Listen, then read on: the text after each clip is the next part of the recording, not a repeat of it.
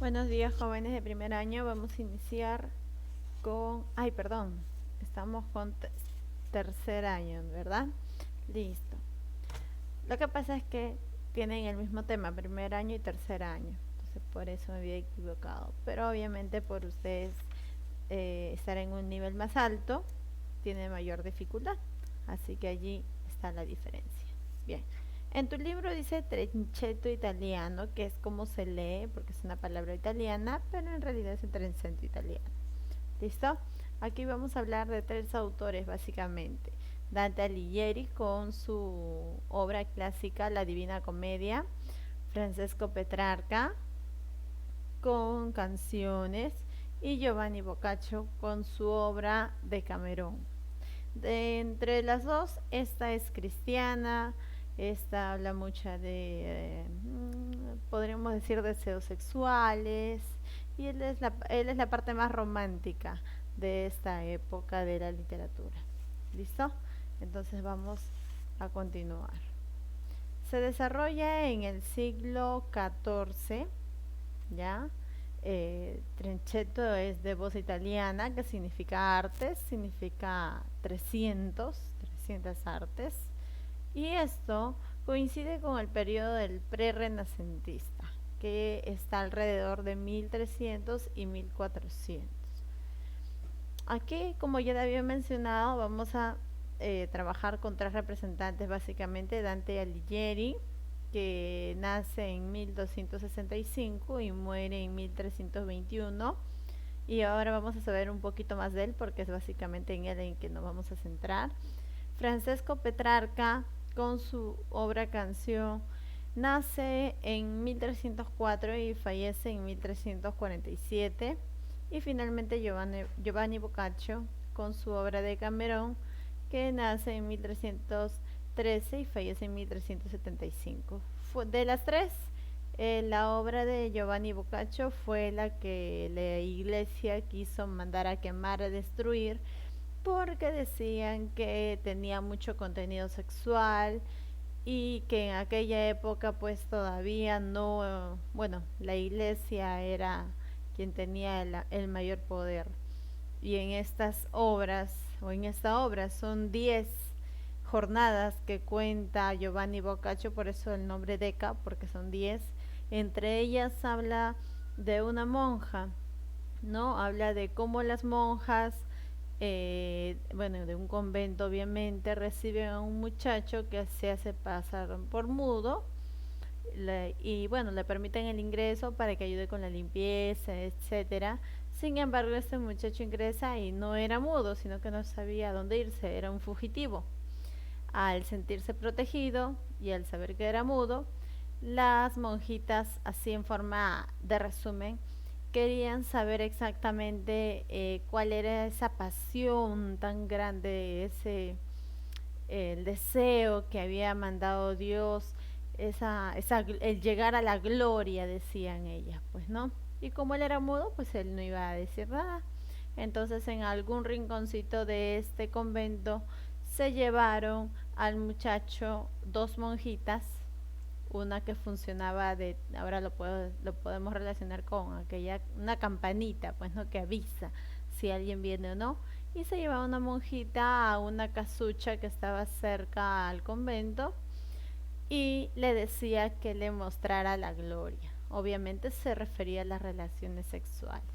Y así con una y con otra, y al final pues esta, este comentario llegó a oídos de la, podríamos decir, la madre superiora, que es quien llama al muchacho, y como ellos están con la cabeza de que él no habla, que es mudo, que es sordo, ciego, no, perdón, que es mudo y sordo, entonces lo manda a llamar a su habitación para conversar sobre algún tema en referencia, no especifica cuál, y sin embargo al momento de llegar lo toma como prisionero y le dice que por favor también a ella le haga ver la gloria.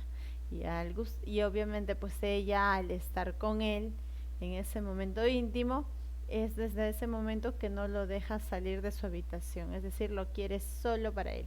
hasta que un momento pues el joven ya cansado de todas las muchachas, de todas las monjas y la madre encima, un día decidió hablar y dijo, ya basta, ya me cansé, estoy todo flaco, ya no puedo hacer mis actividades con normalidad, tienen que turnarse, no podemos, es decir, habló. Y la madre superiora dijo, oh, milagro, el Señor lo bendijo por habernos enseñado la gloria. Entonces, esto la iglesia obviamente no lo tomó bien y es por eso que quisieron quemar. Esa es una de las 9, son 10 en realidad. Entonces, por ese tipo de obras es la que la iglesia quiso quemar esta obra. Sin embargo, no la lograron quemar, pero sí se hizo muy famosa. Vamos a hablar un poquito de Dante Alighieri. Nació en Florencia en 1265, falleció en 1321. De forma rápida, nació en Florencia, de familia noble, sin fortuna. Dante era considerado el constante, se enamoró muy joven, a los 9 años, de una jovencita llamada Beatriz, que fue su amor eterno, y cuando ella murió, pues inicia su travesía por el purgatorio, el infierno y el cielo, ¿verdad? Su recopilación de poemas Vita Nova. Beatriz fue dada en antes de que muera Beatriz, ¿por qué decimos que es su amor eterno? Porque nunca llegó a estar con ella. Beatriz, al ser joven, ya jovencita, fue dada en matrimonio a Simone de Bardi, es decir, nunca se casó con Giovanni Boccaccio. Perdón, con Dante Alighieri. Fue desterrado y escribió El Convivio. Escribe La monarquía también, tratando de contribuir a la pacificación, y finalmente muere a los 56 años.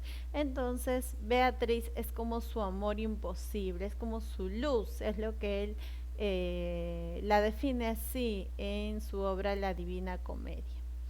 Su obra cumbre, La Divina Comedia, el título original fue solamente La Comedia, pero ya después, en el siglo XVI,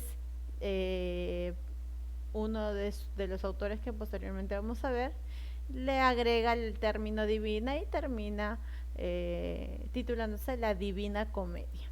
¿Listo? Es de género épico, especie de epopeya religiosa. ¿Por qué? Porque pasa del infierno al purgatorio y llega hasta el cielo, donde está María, Jesús. Su estructura está aquí, está escrito en tercetos, decasílabos, en lengua toscana y presenta 100 cantos. ¿Listo? Muy bien. Hablemos de Dolce Stil Novo, que significa dulce nuevo estilo.